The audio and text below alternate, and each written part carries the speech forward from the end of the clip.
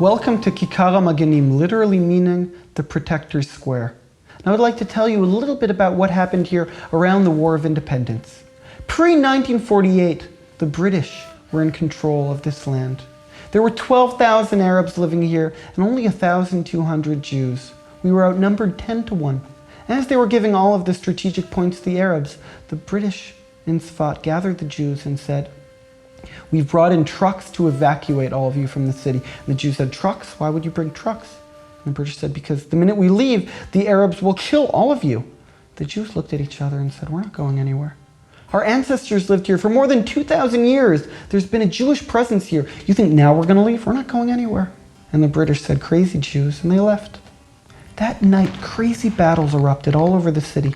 If you see the big steps cutting through the city, that was the border between the Arab part of the city and the Jewish part of the city. And right around there, all the way up top on the Midrashov and all the way down next to the galleries, you'll see houses that are filled with bullet holes. On the top, by the Midrashov, you may have seen the Davidka. The Davidka was a weapon that was developed in the Haganah, that when it shot, it didn't really shoot anything, it just made a very loud noise. When it was used in Sfat, it made such a loud, thundering noise.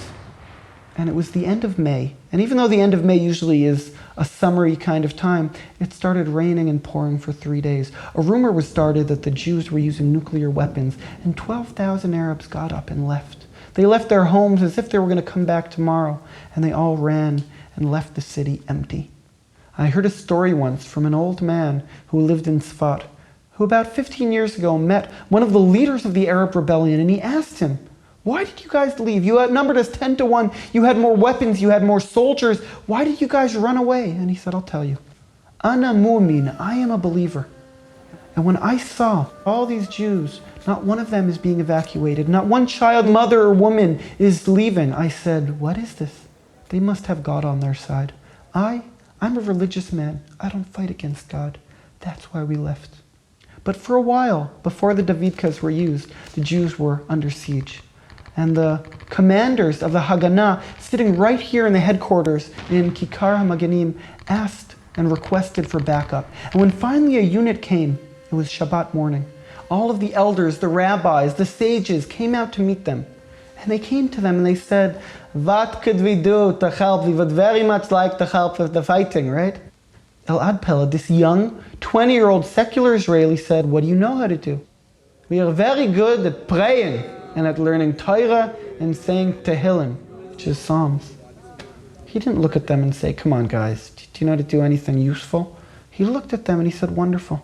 So you pray and we'll fight, and together we're going to win this battle." Can you imagine? All the synagogues in Sfat were filled. People were praying, people were learning. And as they were praying, in the Ari synagogue, a bomb blew up outside and shrapnel flew into the synagogue, exactly at the one place in prayer where everybody's saying, "Modim anachnu lach," bowing down. And as they bowed down, the shrapnel flew over all of their heads, made a hole in the wood, and nobody was hurt. Any normal place would say, "What a coincidence," and they'd fix it. Not in Sfat.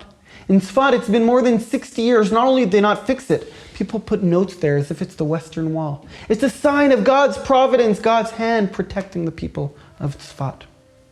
Years later, they asked Zeta Heller, the chief rabbi of Sfat, how was Sfat won? And he thought a little bit and he said, Sfat was won because of the hard work and because of the miracle. The miracle is that the Palmach unit ended up coming. And the hard work was all of that praying and learning Torah that was done by the elders of Tzfat. That's Tzfat. Sometimes the fine line between work and between miracles and between the physical and the spiritual all comes together in the most beautiful way.